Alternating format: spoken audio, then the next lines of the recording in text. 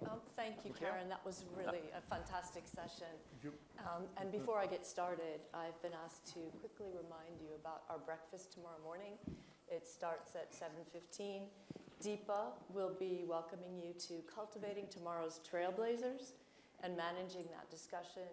The panel will get started after you're seated and enjoying your breakfast. So for those of you who don't know me, I'm Gwynne Master. I'm head of lending, trade, and working capital at Lloyds Bank. It's a real pleasure to welcome you to this panel discussion, Reimagining Trade, a Vision of the Future, which is literally unfolding before our eyes, as I think you've seen from the last couple of panels. 2023 was really a landmark year. If you think about what's been happening in the world of payments, trade has almost been standing still. In the UK, legislation finally caught up with industry ambitions, and we witnessed the passing of the ETDA, also something you've heard about a lot this morning. But basically what it did was create legal equivalence between the digital documents and the paper documents, those lovely paper documents that we've been using for hundreds of years. At Lloyds Bank, we were very proud to conclude the first digital transaction under the ETDA, where we used a promissory note that was accepted by our client to pay for an international shipment of goods, and we continue to do those transactions. The passing of the ETDA has generated a huge amount of interest from the press, from government, from businesses, not just in the UK, but also globally, and it's easy to understand why. You heard in one of the earlier panels that between 60 and 80% of trade is governed by English law. And when you add in the other Moderator compliant rules that have passed, like the US, I think, Todd, you mentioned that 11 states thus far have ratified, but not yet New York, and Singapore, as well as Germany, France, quickly on the heels. That's nearly 90% of transactions that are covered. So we've got a strong base in place for commercialization. There's a lot more work underway as well by the ICC UK. They are refining Moderator across the Commonwealth and more globally. And also important key documents are now acceptable ETRs, electronic transferable records, like the prom note, like the bill of exchange that you heard about earlier as well. And that means that legal validity is preserved even when these documents are used across borders. Also important, our clients are pressuring us to go digital. We see a real push, and I'm sure you do as well. It's evidenced in things like, if you haven't seen it, the Santander Barometer survey. It stated that 35% of the international businesses that they surveyed found this paper to be a barrier to trade. 45% of the companies that were surveyed said we're ready to start trading with digital documents now that the law has changed. And the vast majority said they aspire to do the same soon. So the client appetite is there, and I guess that kind of speaks to some of the top and the bottom and the middle. And great work has been completed by the ICC on the documentary standards and the digital data points. We continue to see further press releases on enhancing and streamlining back office. We're all implementing intelligent automation and machine learning tools. So a lot of hard yards are already in order.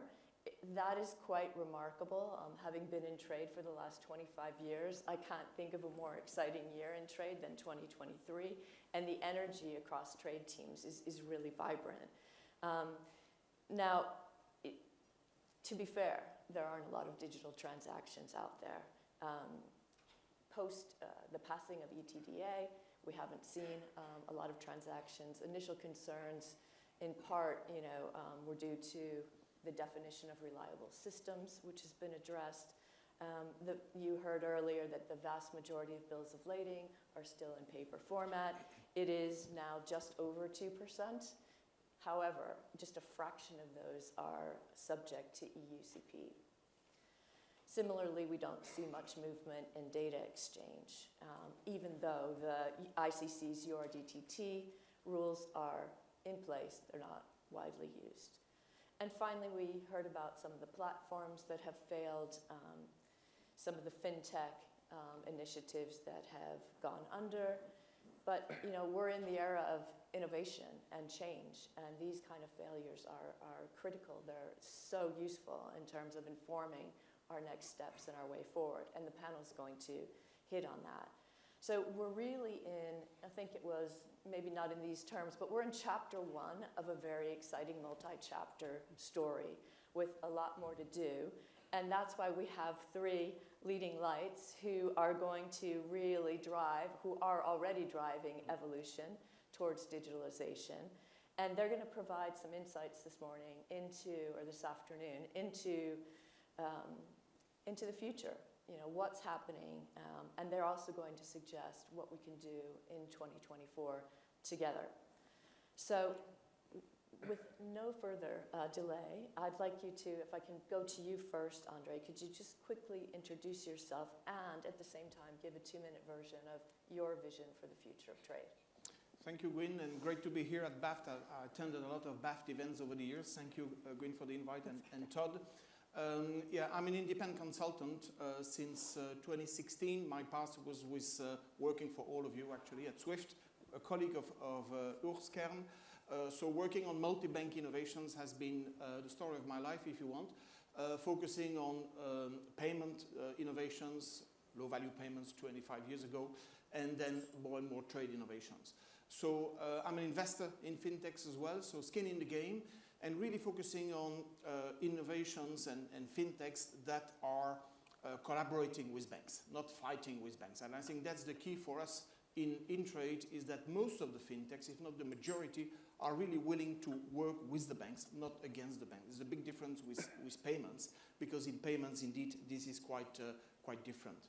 So you want me to cover the three trends we discussed? Yes, please. So going forward, as I see, and I'm involved across origination, distribution, I think this session is very well timed compared to the previous panel on MLETR, where we focused on the why. Here we're going to focus on the how. A key trend I see for the future is all about complementing the bank proposition in trade finance, what you provide, with alternative lenders and embedded lenders. So we see more and more SMEs being served by alternative lenders, non-bank platforms that are actually not selling technology to anyone. They are extending liquidity on the basis of very approved practices like supply chain finance to the SME market that is usually, depending on the geographies, underserved by the traditional players yourselves, basically. But again, it depends on the region. So alternative lenders are becoming the new funders for SMEs, but they are small, they are startups, so they struggle because it's not easy to create a business from scratch. And they need liquidity, so they go to you, banks, or they go to capital markets to source liquidity. But the additional set of players we see in the market are the B2B platforms. It could be in logistics. We have DP World with us today. They are active, they are present here because they believe transaction banking and trade finance is key for them as well, but they are logistics platform. They expand it into trade. And there are many other B2B platforms that are big or growing and embedding credit insurance with APIs, as well as funding. And the funding can come from yourselves or from capital markets again. So we see trade finance I see trade finance going beyond the traditional banking space, and a lot of opportunities to basically connect the two extremes, the B2B world, where the trade originates, with the capital markets world, where liquidity is sometimes dormant and looking for assets to allocate to. So a second one is that more and more, when we're going back to the large banks yourselves, the balance sheets constraints are becoming key. We talked earlier, Todd talked about the Basel III, Basel IV issues in the opening remarks, and you need liquidity from third parties. So moving to the originate and distribute model is what we're also trying to achieve through various fintechs and liquidity providers, making sure you can rely as originators on additional sources of liquidity, non-bank liquidity, so large players, pension funds, capital market, big asset managers, not competing with you in terms of chasing individual corporates. So the originate and distribute model, as we grow origination through more digitization and enabling you to become, as a bank, the servicer of assets without being the sole funder of those assets, is what we are achieving by attracting more capital markets firms into the trade asset class. And that is relevant for you in terms of balance sheet management, regulatory, capital or internal limits, but also for alternative lenders because they're starting from scratch. They don't have huge balance sheets as you do, and also for those embedded lenders. Going forward, and I like the analogy that Sharon Trainer used in the previous panel in terms of the bottom and the top. The way I see it is the bottom is new technologies and the top are the new policies, and we have more and more alignment, which is why indeed when last year, 2023, was quite a major shift in terms of aligning both with the ETD Act, and France and Germany are following indeed. But going forward, this interoperability we need to crack, because we can't expect the whole world, maybe all the banks, like they joined SWIFT because that was created 50 years ago, there was no other way. But now you can't expect all your SMEs to join one single platform, what it's called Congo, Mitigram, or Marco Polo, WeTrade. That will never happen. You need interoperability, and this is where Web3 technologies, moving value in files instead of just information through APIs. Web3 technologies, you can call it based on DLT, whichever other future technologies, but moving value in the form of a bill of exchange, a prom note, a bill of exchange, will support more interoperability between various applications. Of course, SWIFT has a key role to play in the bank-to-bank space, but if we go beyond bank-to-bank in the corporate and SME space, we need more of those technologies, and they are available today for, and some banks are using them, by the way. Super crisp. New lenders, new investors, new technology, and new instruments for open banking, I think is what you're saying. Great, thank you. Chris? Yeah, thank you very much, Gwynne, and happy to be here as well. Like André, I'm an independent consultant advising on trade and trade innovation. Today I'm here for, on behalf of DCSA, the Digital Container and Shipping Association, which was set up by the 9 of the largest container carriers in the world. What I do for them is, I'm a program lead for banks. My task is to onboard banks on the standards that are being created by DCSA together with the container carriers and the solution providers. And I'll come back to that later. Next to that, I'm a founder of Circularity Finance, co-founder of Circularity Finance, working on Web3 solutions. In fact, what we do there is connecting the world, connecting the dots, enabling parties that are not having access to finance, getting in contact with those who have. That can be done with the tokenization of assets. It can be done through availability of carbon credits. So there are multiple ways to bring parties together. And next to that, I'm one of the owners of Smart Trade Africa, which in fact focuses on digitalization of the African continent, focusing now on the Horn of Africa, where we enable trade finance trails for some African countries. Well, like André already said, in my view, I can concur to what he said. So those are the logical trends. It has already been said before, but in my view, standardization is key for the success of digitalization in trade finance. You can only successfully digitalize an industry where we all agree about what we want to digitalize. And it is easier for a multitude of banks to adopt standards that are clear for everyone and the same for everyone than if you start working on multiple platforms. So that is quite clear. On top of that, I truly believe that when we look at 10 years from now, the sustainability as well as inclusiveness will drive digitalization. So if we want to include continents like Africa, we need to connect them with what we do. And in my view, that is key. We know that the African continent, but all the other emerging markets as well, are screaming for help when it comes to digitalization. They don't want to get on paper, they want new technology, and they can leapfrog. They can outperform the Western world if we take a close look at what they do.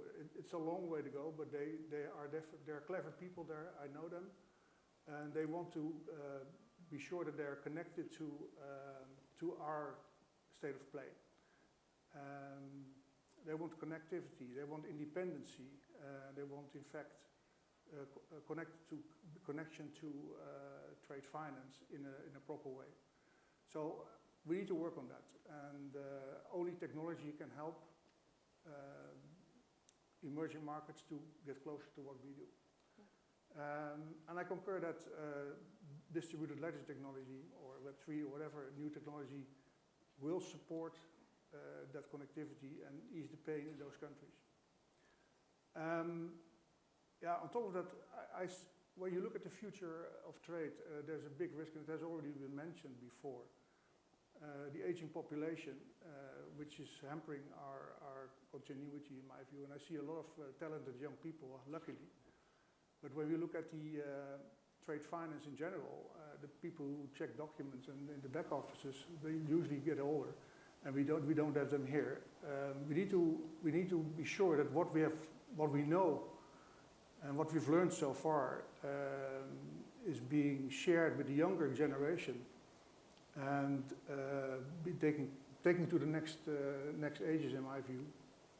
We need to take them by the hand and make trade finance interesting again for them, to be sure that we continue this lovely industry for a number of years. Thanks, Chris. Yep. It sounds like, really, you're looking at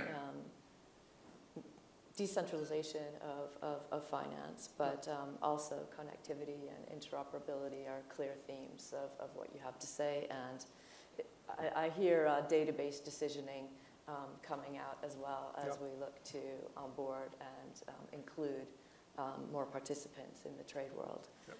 Alberto, can I quickly move to you? And I'm going to ask you to keep it tight to the Sure. 2 minutes. Thanks. I'm going to be very brief. So Alberto Gutierrez, based in Paris, and I am responsible for FIG, Trade and Working Capital for Barclays Europe.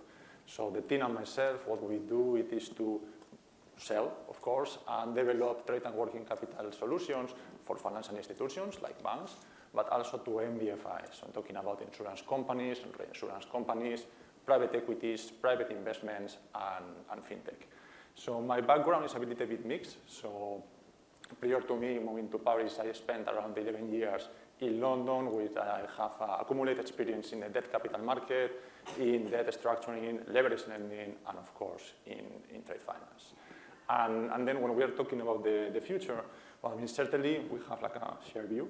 So I do think that the future of the trade ecosystem needs to be digital, otherwise it's not going to be able to survive, because it's not going to be able to remain attractive for our corporate clients, that they are the one effectively using it. And I do think that it's going to be platform integrated, because I don't think that our corporate clients, they are going to be okay by having to approach all the banks differently or multiple platforms differently.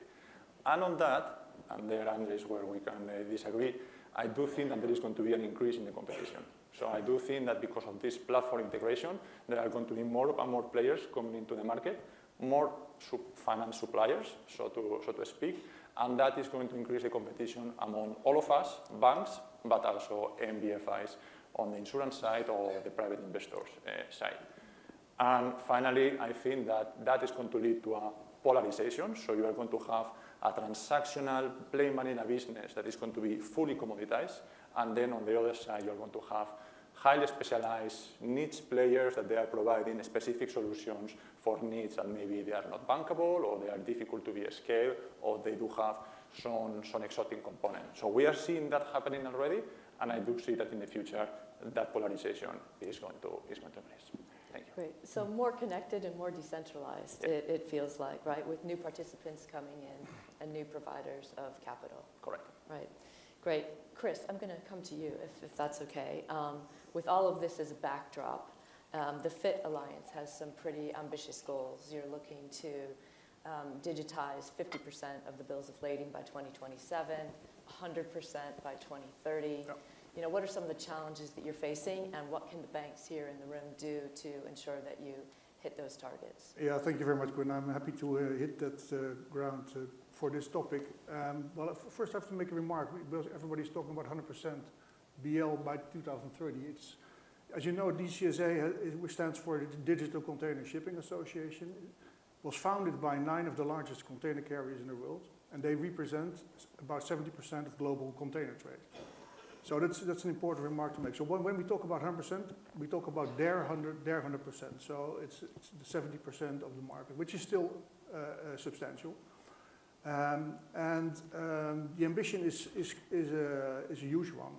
We are now at about 3.5–4% EBL global scale, generated by these 9 container carriers. And we check that on a monthly basis, so we want to see the volumes going steeper.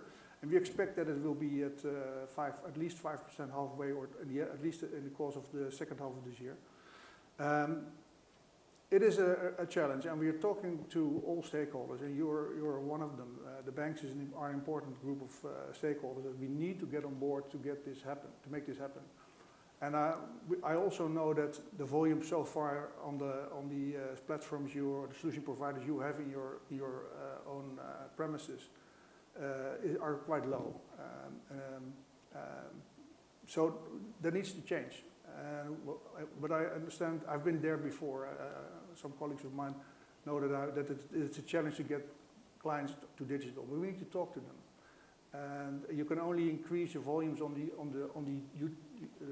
tools you have in your bank by talking to your clients and talk about what is happening in the outside world. And I also understand that it has been quite difficult to talk to banks because we have had the final financial crisis and salespeople were not allowed to talk to clients in the fear of getting bad credits in their books. And then we had COVID and people worked from home, so there were no conversations with clients. So I think sales and relationship management, I'm blunt here, but they might have lost the way to talk to their clients in a proper way and talk about different discussions than only doing trade transactions. And I think to be successful, the digital agenda needs to be opened again. Banks need to be aware that sustainability goals, inclusiveness can only be achieved by further digitalization. And I know it's a long way. It's hard times. It has been said before. Product approval processes take 3 months to 6 to 12 months or so. It's a huge amount of time. But I can assure you that interoperability, which has also been part of the discussion today, will be there. We have checked that in March last year. It works. So the POC was successfully executed. We are hard working on interoperability. The 8 solution providers which we work with in close harmony, together with the 9 container carriers, which we work with in close harmony, aim for interoperability. And I can assure you that it will be achieved in the first half of this year. And that is extremely important to get you all on board. So my call to action to you is, well, you may have a license on one of the providers. I know I've spoken to some of you in the past, bilaterally or on Cybos. I know that you are active on your digital agenda. I'm happy with that. We obtain good feedback. But you need to talk to your clients. Bring the topic back on the agenda and talk to them about digitalization. Their digitalization is important to make it happen. And I can assure you that the goals we have set for DCSA, with help and support of the FIT Alliance members, those are extremely important to help us getting there, will be met because we are fighting for adoption. So that's from my side. I think it's quite clear. And if you have questions, come to me or visit the FIT Alliance website, fit-alliance.org. I think I hear a clear call out to sign up to the FIT Alliance, to the EBL declaration, everyone here in the room. And if you have questions about interoperability or legal framework around that, come to me after this panel, and happy to help you out. Thanks, Chris. Let's move on from the physical to the financial. André, you're doing some pretty exciting things on the financial side. You're focused on bills of exchange and prom notes. Tell us, you've been involved in some very high-profile transactions. What would you like to share with the audience today? So basically, 5 years ago, we thought this MLETR is a big thing, but no one was kind of talking about it. We were looking as part of the FinTech committee of ITFA, which is a trade-focused association. We're looking at this topic, and one of our members FinTech members came to us to say, hey, we can do it. So, and when looking at this, I thought actually this is pretty simple. And that's why I think, yes, interoperability is quite easy. It's a bit more complex on the bill of lading side than on the financial side because they have more players. But actually, if you remember what we have all done on electronic signature, we have added a DocuSign or another product, and then the whole process remained the same. And actually, for MLETR, electronic bills of exchange, electronic prom notes, it's about the same. We just need a few more technical features to demonstrate the exclusive ownership of a financial instrument or a logistic document, and to enable the transfer of ownership digitally. So there's a bit more technologies, but we leave that to the techies. From a business point of view, an implementation point of view, is just about creating a file that represents a bill of exchange, a prom note. But we thought in 2019 it's going to take time to change the English law because it's an 1882 Act. It won't be done in 2 years. And indeed, it took 4 years. So we created a contract law framework which is available to everyone. And this is the one that indeed, with the piece of technology as provided by one of our members called Enijo, and this contract law template for prom notes and bills of exchange, Lloyds Bank was the first one to issue the first electronic promissory note under contract law by mid-2022. So we knew we were on the right direction, but we needed a bit more time for the ETD Act to be released.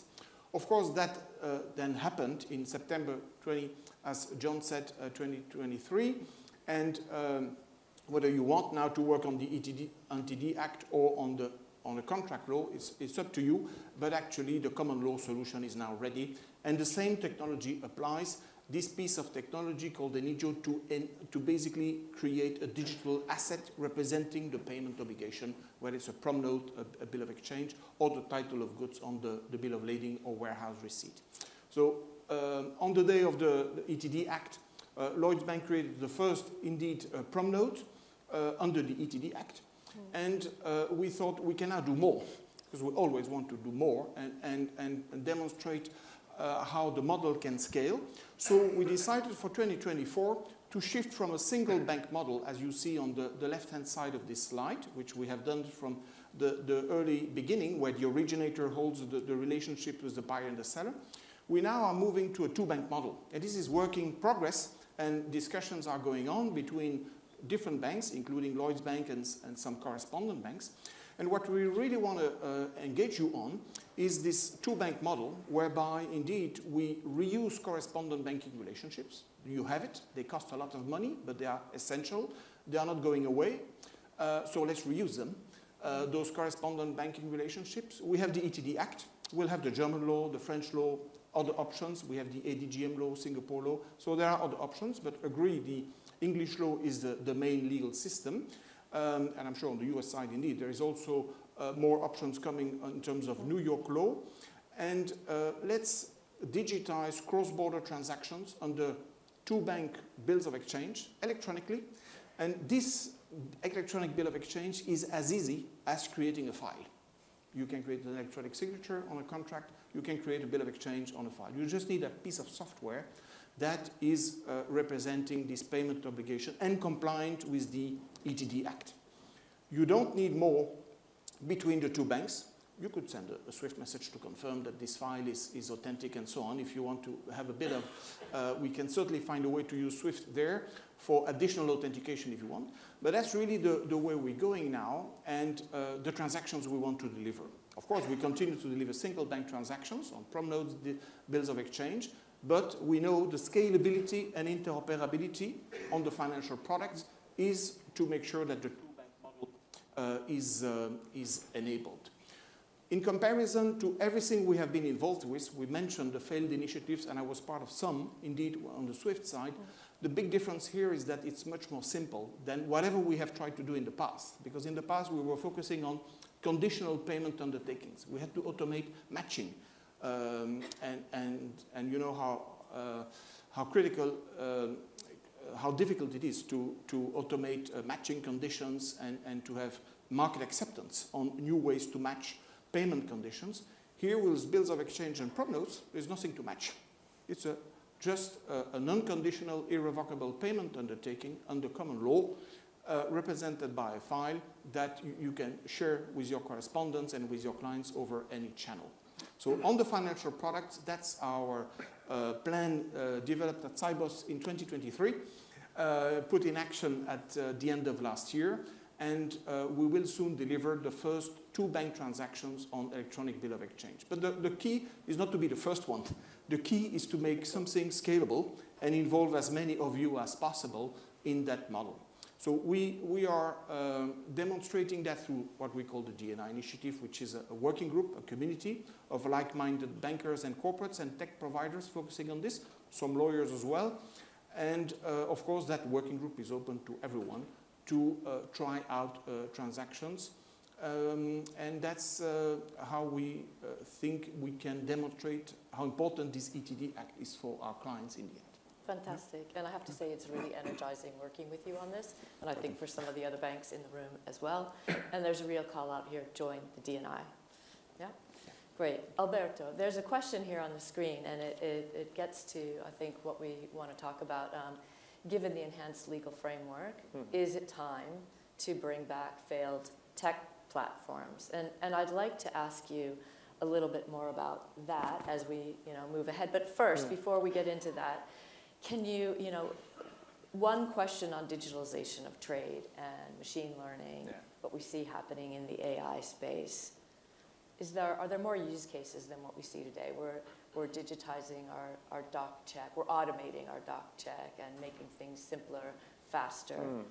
Are there more use cases than what we see today, and can generative AI be more revolutionary? I think it can, and now it depends how we see it, right? So certainly from a back office perspective, artificial intelligence can be a very useful tool to improve the efficiency of our operations on the bank side. Now, the question about standardization on the artificial intelligence side, and I'm not an expert of artificial intelligence, so don't take it as such. But it is also to see how artificial intelligence can also help our corporates to manage the needs that trade finance is trying to solve, right? So if we are thinking about trade finance, and this is an oversimplification, I do see that this is from a liquidity perspective. So you have that liquidity need that needs to be fulfilled. You have a risk mitigation perspective, a risk mitigation of the market towards you, the risk that you are having because you are transacting, and also a risk mitigation of you transacting with the market. So how your counterpart gets comfortable by transacting with you. Now, if we try to put artificial intelligence into that, we can end up in a situation where maybe it's happening with open banking, that those gaps or those unknowns, they get more or less solved.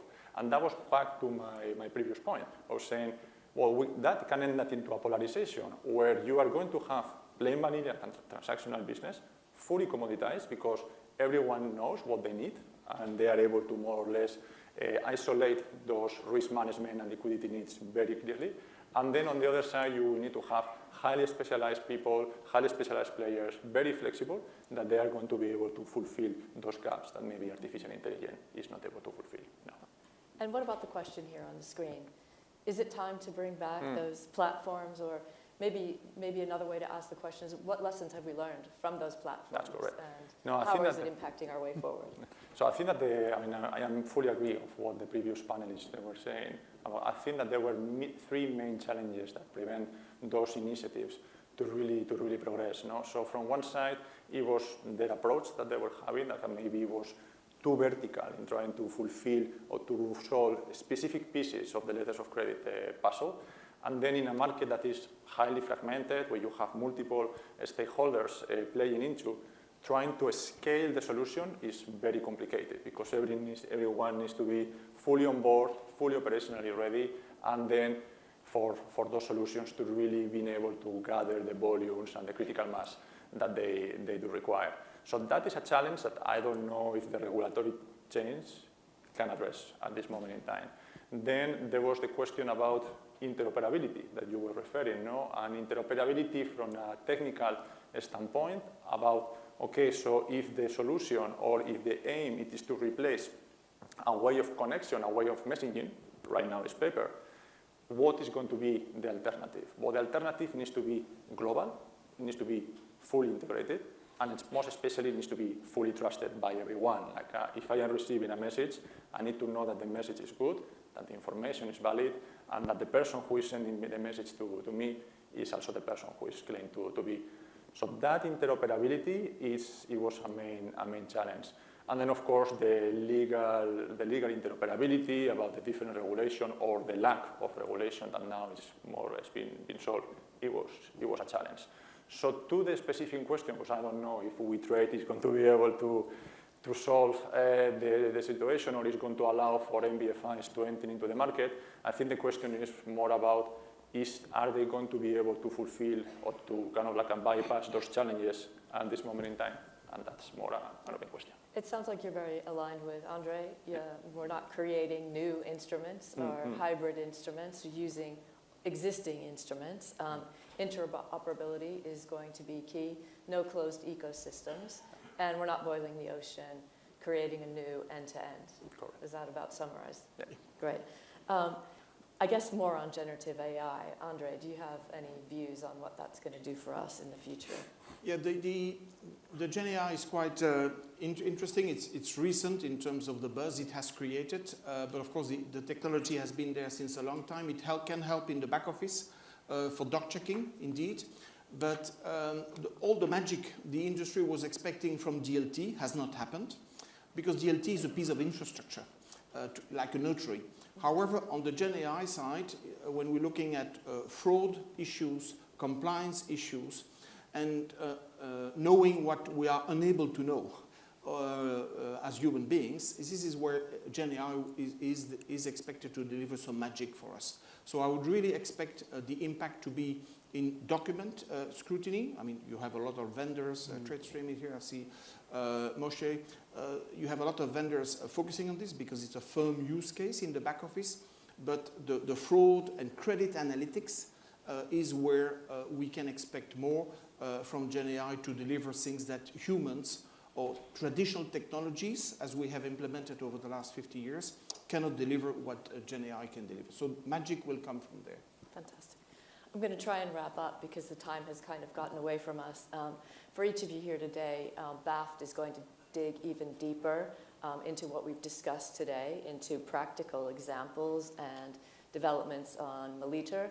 That's going to take place at the end of February in Washington, D.C. Please go back to your offices and ensure that your institutions sign up for the FIT Alliance, for DNI, for TIFTI. ITFA and Deutsche Bank have just released, Deutsche Bank has just released an amazing guide. If you haven't seen it, take a look at it. It's really useful. Yeah. And I guess, what is unfolding before our eyes? You've heard about this morning, harmonization of law, digitization of standards, reliable systems, integration of APIs, and just great progress towards interoperability, improved efficiency and transparency, of course, further mitigation of supply chain disruption as a result, fraud reduction. I think key is the support of the SMEs, and that was called out by Deutsche Bank and by Francisco in the last panel. We're talking about unlocking trapped working capital.